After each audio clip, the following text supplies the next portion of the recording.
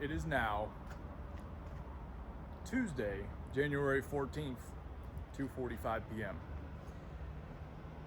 I am in Biloxi, Mississippi at our terminal here.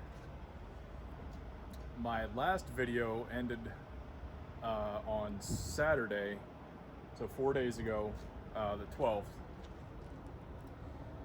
with me having to pack up all my stuff out of the truck, take it home, and wait for further instructions. So yesterday morning, I get a message from my dispatcher saying for myself and another driver to take a rental car up here to our Mississippi terminal. So we do that. Get up here at 12:30 last night, and we had already gotten truck numbers issued and whatever. Get up here at 12:30. We find the trucks. We find one truck, my truck, and I only brought the essentials, so I put that in the truck.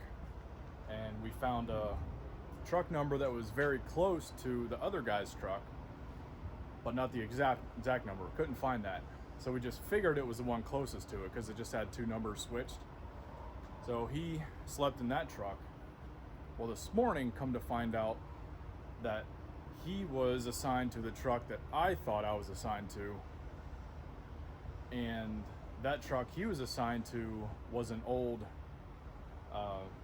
crappy truck that had a heavy smoker in it. And neither of us are smokers. And we told him that, or he specifically told Knight that he will not have a truck that smells like smoke. And it definitely did. So all day we're going back and forth. Well, try this truck number. And now I'm assigned to a different truck number because I looked at the truck, belt was loose, needed some brakes. Well, it got looked over, mine's good. The other one, they ended up issuing the other guy a different truck. So anyway, long story short, now it's 2:45 in the afternoon. My truck's good. I signed off on it. It is a 2016 International, has 404,000 miles on it. So I won't have it for very long, but hopefully it doesn't give me any problems until trade-in time or whatever. So I sent in ready for a load, and just sitting here waiting for a load. So hopefully it doesn't take too long, and then we can actually get on the road and make some Monday. All right, here it is, y'all. I'm not gonna get too in depth with it right now. Just gonna show you the outside of it and the quick inside. I don't have anything set up. Just have my basic stuff thrown in there. Like I said, it's International. You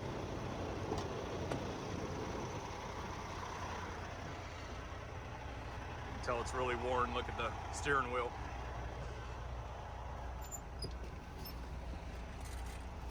There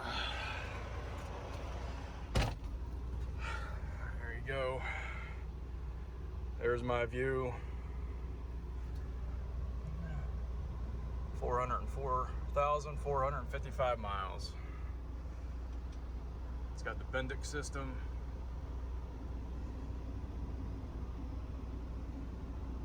There's the drive, reverse, brakes. We use the Zonar system here. Outward facing camera only. Pre-pass. Both passenger and driver are air ride seats. It's got a lot of storage. Open cubbies right there, little right there. Got my file folder right there.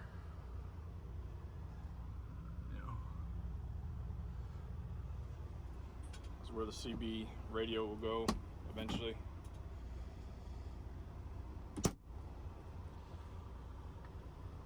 Got the typical blackout curtains for both sleeper and the windshield. This cabinet will not close though for some reason.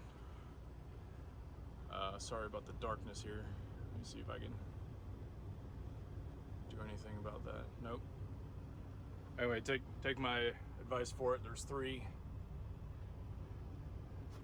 cabinets there, 3 shelves. Got a 12-volt plug right there. Got 3 drawers. This pops out into a desk.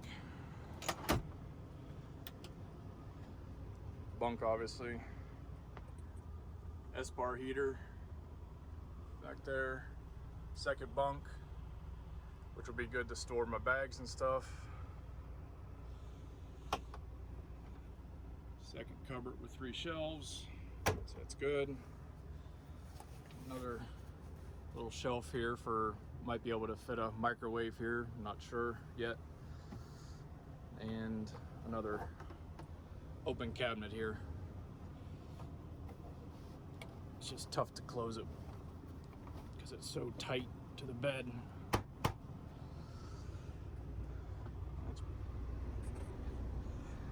Oh, flushed out now, sorry about that. Yeah, so there you go. That's my current truck. So, let's wait on a load. Hopefully it's a long one. Need some miles to make up for this time that we lost. Morning. So I'm here in Wyoming, just crossed over the border, heading west, about to enter Cheyenne, and if I didn't talk to a guy that has run all 48 states and out here in the West in orientation before coming out here, I wouldn't have known what to do, but thankfully he told me what to expect coming into Wyoming. So none of the other videos that I've ever watched have I gotten this information from, so that's why I wanted to let everybody know about this. So every single truck is supposed to stop at this port of entry, which is also a weigh station coming into the state of Wyoming. Now once you get in here, what they're going to ask for is the truck registration card, which, you know, there's mine. This is my permit book here. So that's my registration card for the truck. They're going to ask for the IFTA license, and they also asked me what I'm hauling. So I just took in my bill of lading as well, told him I'm running from GE to Lowe's, and he said that's okay. And I don't know if this is required or not, but I did show him the Wyoming license as well. And once I showed him all that, he says, good to go. But just so you know, if it's your first time in here, just be prepared to show all that stuff. All right. And also, being my first time out here, man, about 20 miles ago, so about 25 miles east of Cheyenne, Wyoming, heading west, is the first time you can start to see the Rockies on the horizon. And man, the level of awe and excitement that I haven't felt that in quite a while. It's pretty awesome. So got about 10 minutes to my delivery, and then we'll see where we go from there. Here we go, y'all. Just a handful of miles east of Cheyenne, Wyoming. Here's the first magnificent view of the Rockies on the horizon. Wow. I know the video doesn't do it justice, but man, what a sight.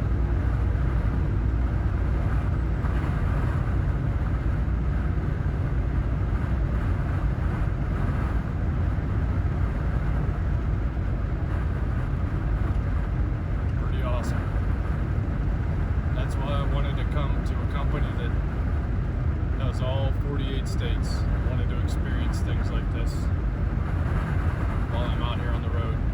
In a quarter mile, take exit 367, Kingston. So I'm here in Cope, Colorado, at a grain farm This is my next load going to Kansas City, Kansas. And I never knew that you could load grain into a dry van. There's the truck in front of me getting loaded. You can see that little fan right there. That's an auger that sticks into the van box that dispenses the grain into the trailer. So pretty neat. I had to get my truck and trailer weighed before coming over here, just 33,000, a little over 33,000 pounds. And I'm gonna give that lady that information, and then she puts the information into the computer over here, and that tells the computer, you know, how much to put into the trailer. And then I guess once it's done, she has to fill a few of these buckets, and I take it back over to the office, and that's a sample of the load. I guess they check for quality and whatever, so oh, pretty neat, something different. Here's a closer look. See in there? And once that fills up a little bit, then she'll have me move forward once to fill up the back of the trailer, and then I'll be loaded. All right, there's the final product, guys. Only took about 15 minutes. And there's the next truck backing in to get the next load. Just gonna close the doors and go around to the building, and they have a scale on site. Scale out, get my bills, and off to Kansas City. And there's my sample bucket I gotta take back to the office.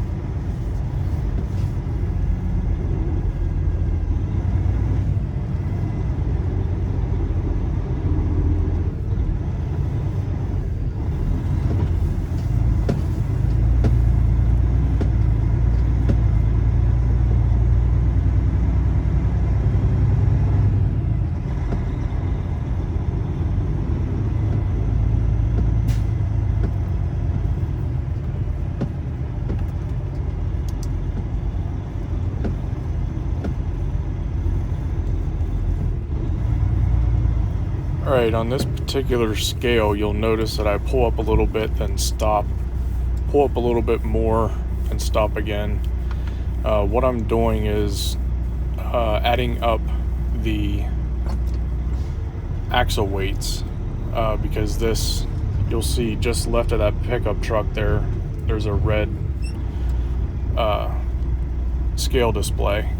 So as I pull my steer axle on, I write down that weight, and I pull up a little bit more till I get both my drive axles on the scale, and then I take that weight and subtract the steer axle, and then get my individual axle weights. And I do the same thing. I pull the entire truck onto the scale, do a little bit of math, that way I can check to make sure all my axles are legal. All right, so we got here to Kansas City. I'm gonna drop the load off. Already scaled in. I'm gonna pull forward there. I gotta move my tandems back, obviously open the doors. And I guess they're gonna chock my wheels and tilt me up and empty it. But my load shifted. What do I do?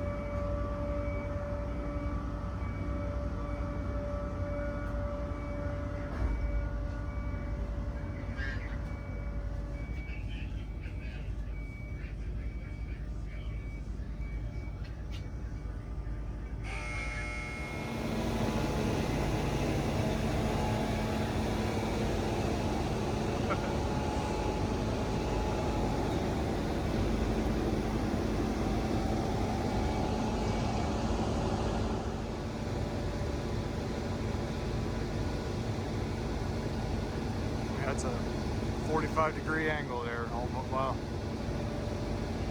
Yeah, getting there. Dadgum.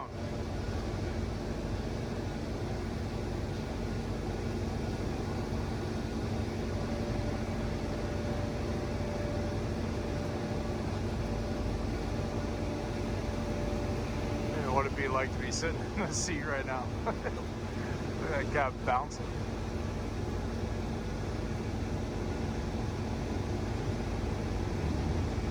Woo! That'd be fun. That's pretty cool.